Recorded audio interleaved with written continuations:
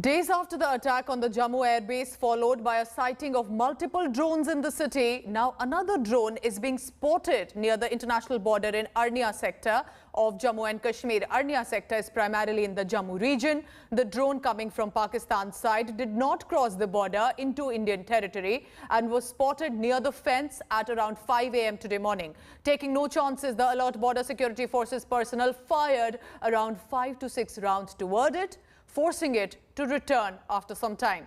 Now, according to security forces, the drone was meant to carry out surveillance, possibly in the Indian territory. This is the 8th drone since the Jammu terror attack and the 8th drone that has been sighted in the last 5 days that comes amid heightened security in the region. Remember, on June 27th, there was a drone attack at the Air Force station in Jammu.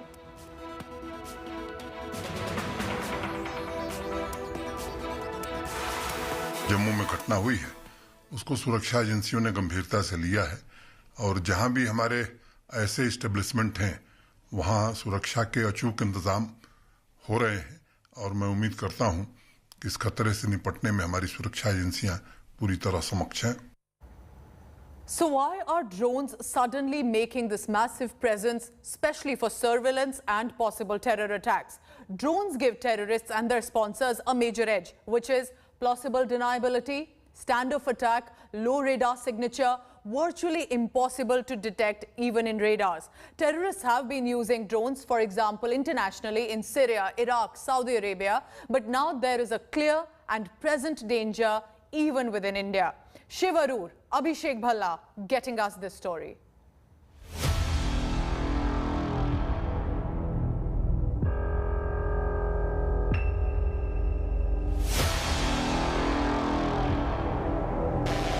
Tiny little carriers of terror, with nothing but the wind beneath their little rotors.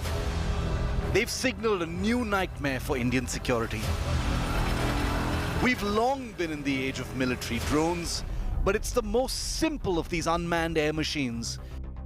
Tiny little hobby quadcopters that are now the compellers of India's sleepless nights.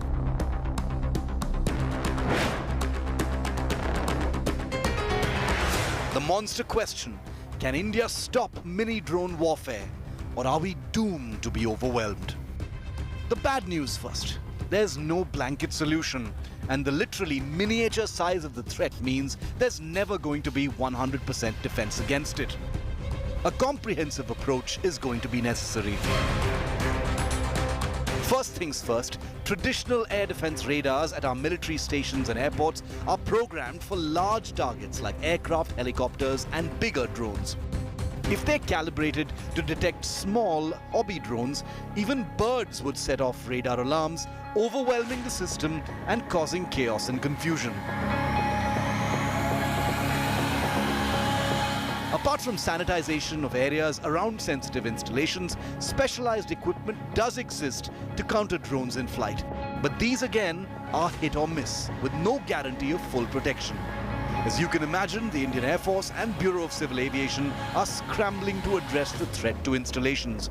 Most technologies, including anti-drone jammers and systems, are deployed in the terminal stage of a rogue drone's flight path, the last 100 meters or so, when there's very little reaction time. It would therefore be hard for a defense system to precisely identify a rogue drone's vulnerabilities and then deploy countermeasures. India's own DRDO says that its anti-drone device can bring down micro-drones at a distance of up to 3 kilometers and use lasers to target them from distances of over 1 kilometer away. Another security force operating under the Home Ministry recently imported a high-powered electromagnetic system, which zaps drones with an electromagnetic pulse, causing them to crash. But these systems could not be deployed at airports because of the risk to incoming aircraft. So you begin to see the complications in anti-drone defense. The outlook remains unfortunately bleak.